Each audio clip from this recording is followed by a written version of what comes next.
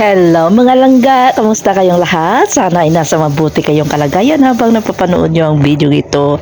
So, nakita nyo ako na nung nauyatan ko na balatong or string beans.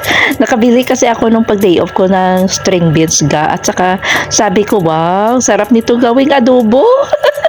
Diba? Sino nakarelate dyan? Sarap ito gawing adobo at saka mas masarap pag may pork. Pero kay dito man tayo sa Kuwait, pasarapin na lang natin sa ibang paraan, no? Kahit walang pork, o diba? Ang sarap nito, guys. So, ginhugasan ko na ito. Nakailang hugas ako dito, At saka paghugas ko na una, nilagyan ko ng asin. Saka vinegar, ganun kasi maghugas ang aking amo, guys. Ng mga salata, ng mga gulay, ginahugasan muna sa asin, nilagyan ng asin ang tubig at saka vinegar. So ito na, guys, ready na tayo sa pagluto ng ating napakasarap na ulam. Pero nang dito na ako sa kusina ay garlic lang pala ang aking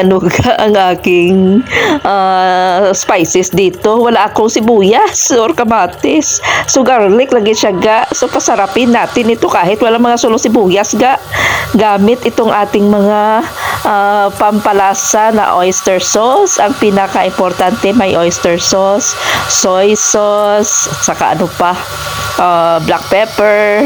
At saka wag din kalimutan na maglagay tayo ng vinegar kasi hindi man niya magiging adobo pag walang vinegar. At saka ito pa rin ang aking special na special na sangkap na magpapasarap ng ating adobo ay ang 7-Up or hindi man ito Sprite, 7-Up ito, guys.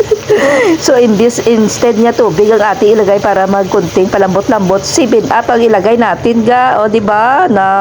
Ganito magpasarap ng simpleng pagluto ng adobong balatong or string beans, no? Parang takway siya, tsura yun, takway, Tara, pakasarap ng aking ulam for today's video. So unsay mga ulam nyo diha, masarap pag dito pag may konting ginamos, no? Anong ginamos sa Tagalog man?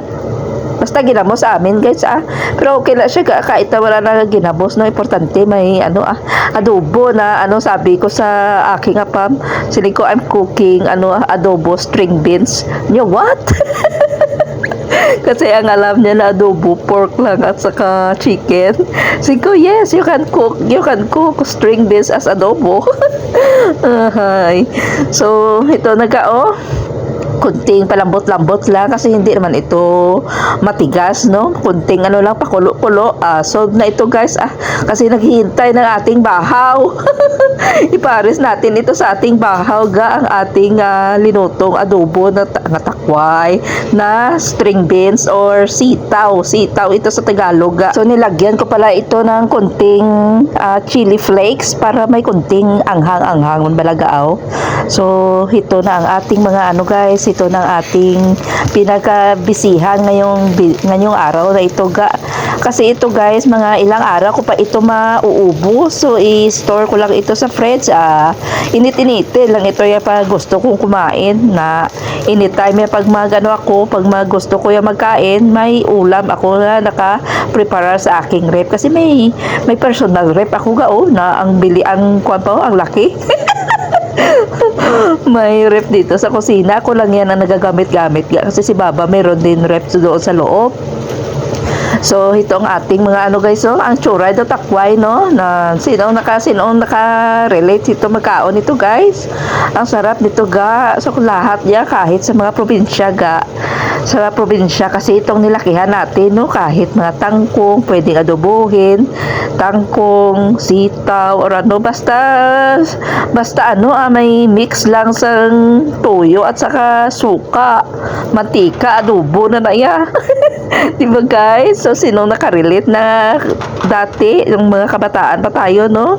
Ang makaulam tayo ng kanin lang na siya, i-mix lang na sa mix lang na ng patis or tuyo at saka mantika, adobo na, walang ulam-ulam na, guys, kanin lang na, at saka ang aming ulam mo adobo, kahit Kahit kanin lang, ganun ka, kahirap dati, guys. So, sa shoutout dyan sa makarelate lang, no, na nakaranas din ng mga ulam na ganyan, no. Mantika lang at saka tuyo, isamo sa kanon ka, solve na. So, ito na, guys, malapit na tayong makatapos dito ng ating pagluluto at saka ngayon, ginahapo ko sa voiceover ka. Ang akon ng mga videos, guys, 3 years, 4 years ago, agoy, puro na mga ineligible ga kasi ang mga music ang gamit ko sa KineMaster dati ko nga apps, puro gali ya mga paakwa na nagkala na, guys, hindi na mapusla ng ineligible na mga videos ta, pero nagawa ng paraan kasi ginaano ko man siya, guys, ginapang mute ko ang mga segments nga may mga music nga mga kwan balaga copyrighted.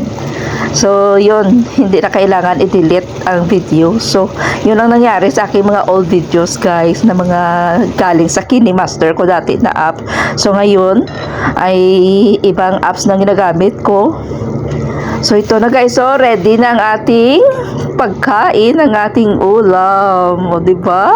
Ang sarap-sarap. At saka talaga, guys, ang sarap talaga. Kasi, niluto ko pa na ito sa kwan. Niluto ko sa 7-Up. Manamis-namis na konting asim. At saka konting maanghang. O, diba? Ay, naku. Lupig ka ng mga ulam dyan, ng mga pork nyo ka. Kahit ganito lang ulam natin, o, diba? Very nutritious at saka healthy. Pero doon hinahingak-hingak na ko sa voiceover, guys. So, ito lang ang ating videos for today, guys. Salamat sa panonood and please don't forget to hit like and God bless. A little sympathy, I hope you can show me.